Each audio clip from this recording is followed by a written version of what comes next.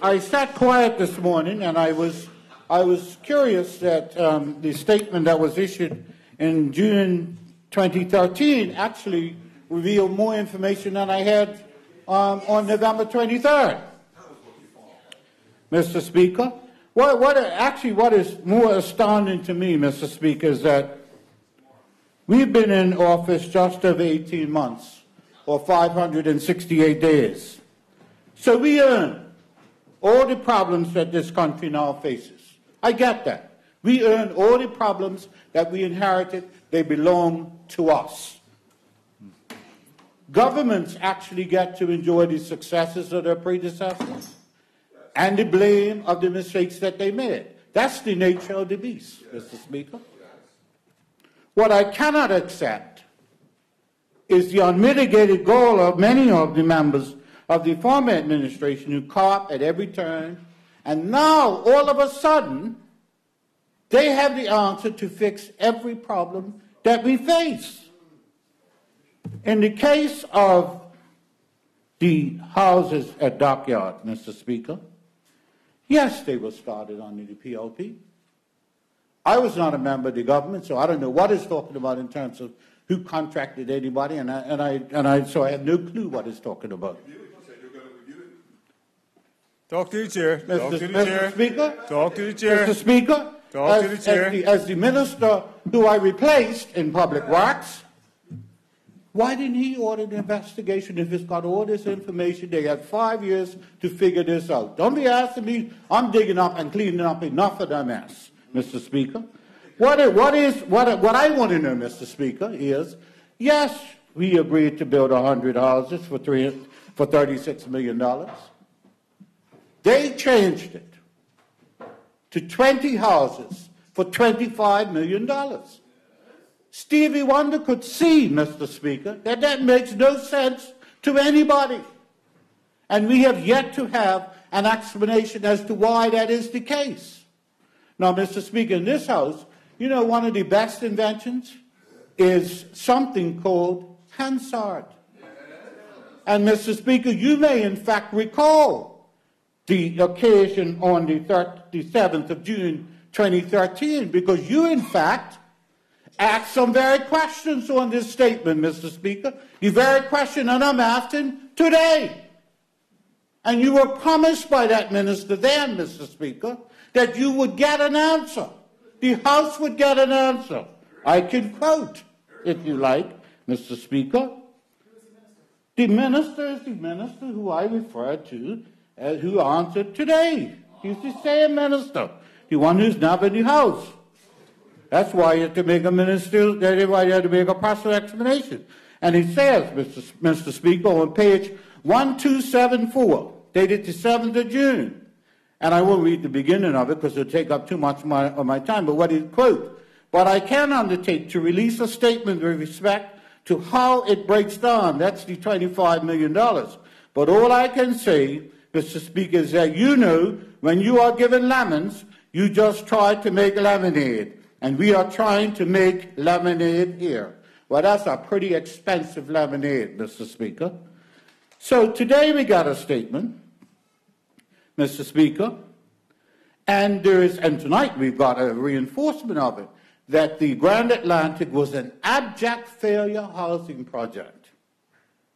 They had a clear indication that there was sufficient housing stock after a major accident of Bermuda, thousands of Bermudians under the PLP government. Only 2 units were ever sold at the Grand Atlantic. Be honest, Mr. Speaker. All you have to do is Google it. That was no fault to the PLP government that we only served 2 units. Their organization, one of the organs, I would say, of the entity, the Bermuda Environmental Sustainability Task Force. And I really want to know what task force is, because can you call 3 people a task force, Mr. Speaker? I don't know. But they harped, and all of their environmentalists, the places were going to fall into South Shore. Nobody remembers that? And nobody would invest in such, because they believed what those people said. But even if that wasn't the case, Mr. Speaker, the indictment does inure to them. Because I have a memory, Mr. Speaker, I don't even need Hansard most of the time, because I remember on December 13, 2012, was that the day after the election? My date might be a little off. The 2012 the election was the 18th of December. 18th of December. That same task force said, oh no, all is well. The houses are not going to fall into South Shore now. That everything is fine. So they had 5 years to do something with those houses, and the only thing they did with those houses, Mr. Speaker, was to put the beloved sailors from America's Cup up there for 2 months. That's the only thing they did. And so, Mr. Speaker, you know what we're doing now, which actually astounds me, because I gave them credit for it when we announced it more than a year ago, what's happening with Grand Atlantic.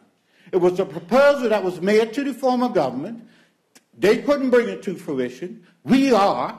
And I don't know if all of those people on that side live east of Hamilton, and so they never travel west. And if they do, they only travel Middle Road.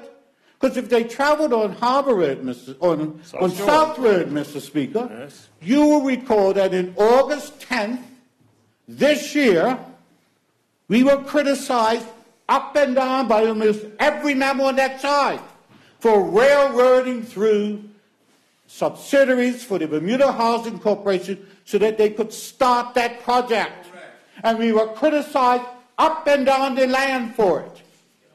And I stood on the floor of this House and I said that it would impede the progress and the employment of Bermudians if we didn't pass it. And so we used our majority and railroaded it through. Thank you, point of order. The cries over that particular debate and bill was the fact that we had 1 day to debate it. It was presented to us in 1 day. That is unacceptable and should have never been allowed, but we went ahead with it. The protest was over receiving a bill in 1 day. What kind of consultation is that? And we just heard today how consultation is primary for that. What's your question? Thank you. Thank you.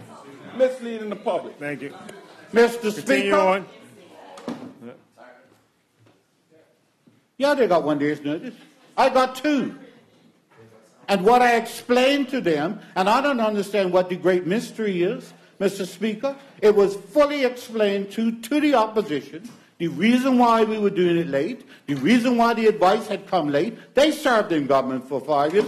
They know the challenges that people have with getting things out of the Attorney General's chambers, and lawyers in particular, Mr. Speaker. And so we railroaded it through. Go South Shore. If you want to know what's happening up there, there's all sorts of activity, Mr. Speaker. There's all sorts of work going on. And you'll find that next week we're going to pass another piece of legislation to provide concessions for the hotel that's going to be developed there, Mr. Speaker. And the reason for that is so that the equipment that is on its way to Bermuda now can be landed and installed so that the show units are ready to go early next year. We are not going to be deterred, Mr. Speaker, by making progress in this country. Mr. Speaker, they talked about the fact that, we need to be careful about the people of this country, and because they're listening and they're not stupid. Mr. Speaker, I can guarantee you they're not stupid. I can guarantee you they're not stupid. I can also guarantee you, Mr. Speaker, that the memory is crystal clear. Crystal clear. And they, in fact, remember, because we lived it, the 5 years under that administration, Mr. Speaker. And trust me, Mr. Speaker, just as we won we won 25 seats, Mr. Speaker? It's never been no big secret. It's something that we've always done better than them. We actually knock on people's doors. We actually engage people on a regular, ongoing basis. And so we don't need them to tell us what's going on in our communities. They tell us directly, Mr. Speaker. They tell us directly. You want to know why? You want to know why you all retired Wade Scott in C-27 and why the current member won 2/3 of the vote, Mr. Speaker? I'll tell them a little secret. In the crystal ball, we started canvassing in January 2013. That's why. And so in July 2014, when the former minister and members saw me in the street, said, Colonel, are you running up in 27 again? I said, you know I can't answer that. Our party picks its own candidates. But what it demonstrated to me was that in a year and a half, they had never been back into the district, Mr. Speaker. And that's why they have to ask me if I was running, because had they been, they'd have said, that crazy boy's been up here on a regular basis, Mr. Speaker. And that's why. So we don't need no instruction from them about how it is to interact with the people of this country. Mr. Speaker, am I still Mr. Speaker? 9 minutes. 9 minutes? All right, that's plenty more time than I need. The two other things I'd like to address, Mr. Speaker.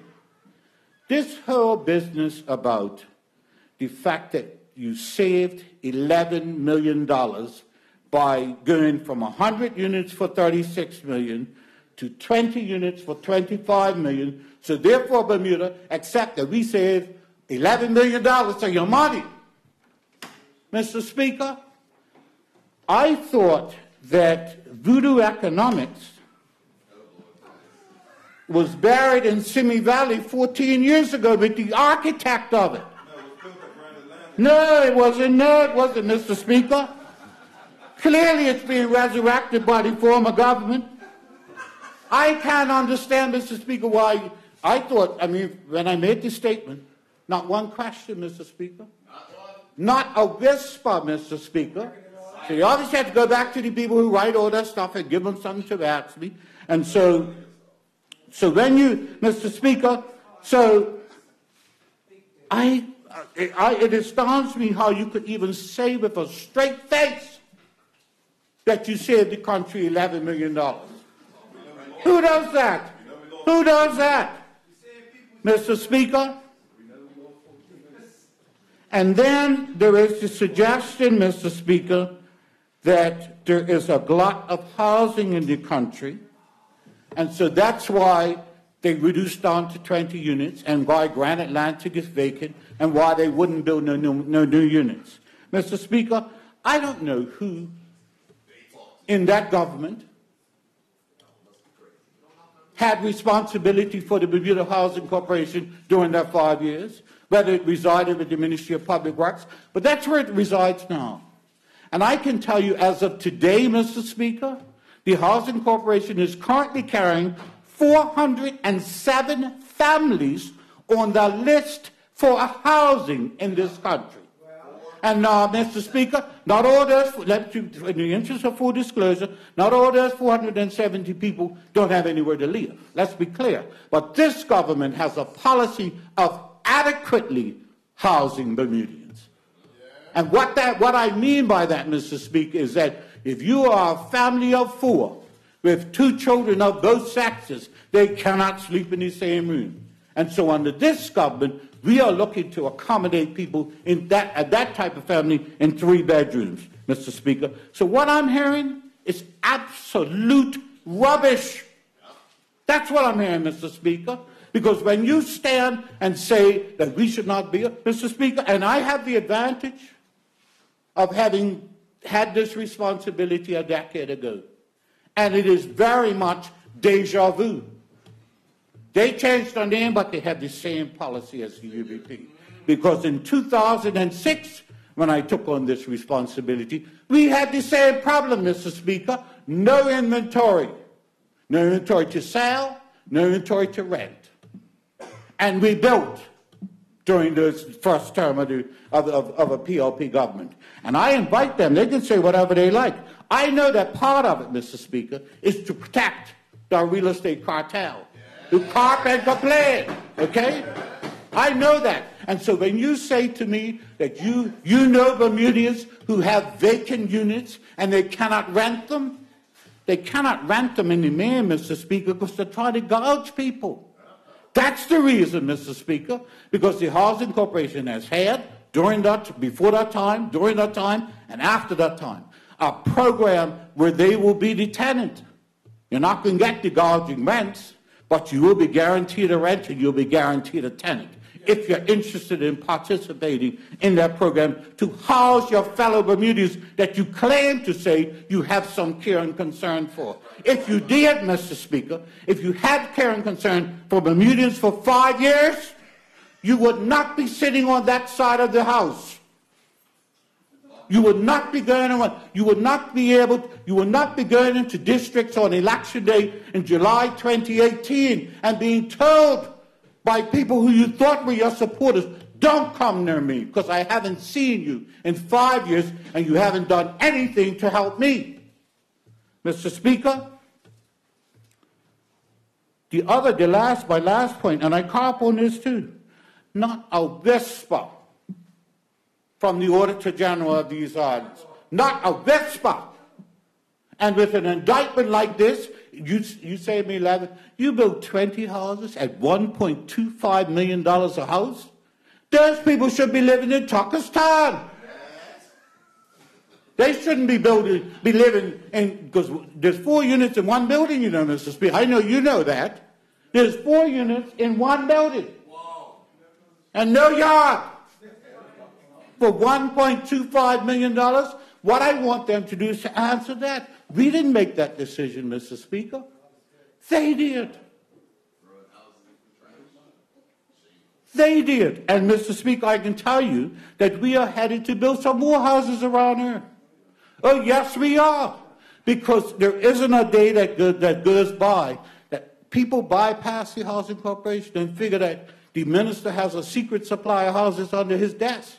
And if they actually get to him, they will get those houses. That's not the case, Mr. Speaker. Well, what it does do for me, it causes me to push as hard as I possibly can to ensure that we are going to be in a position to be able to help the people of this country in terms of housing. And I don't need no lecture from nobody to do that. That's my mandate.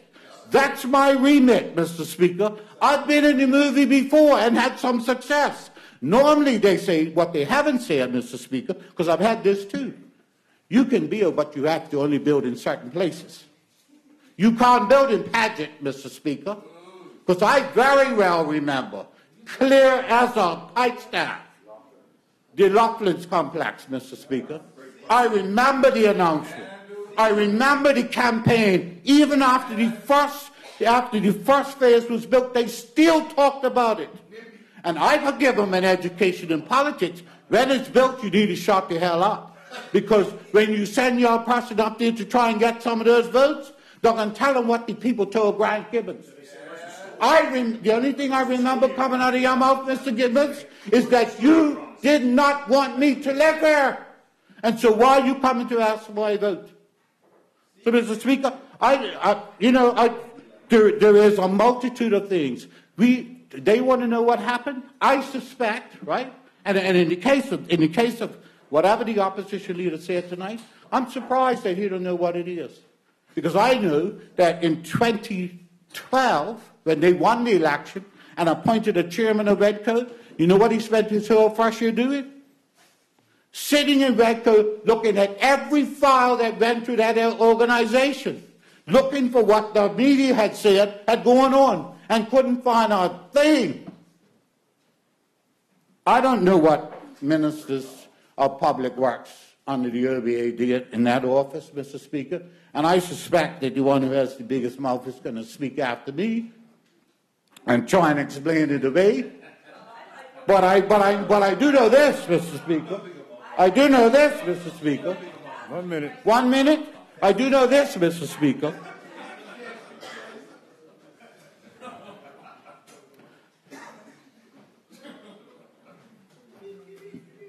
Civil servants talk, Mr. Speaker. And oh, do they talk? And they will let you know exactly what went on. I am afflicted, Mr. Speaker, with the obsession of wandering around that ministry talking to people.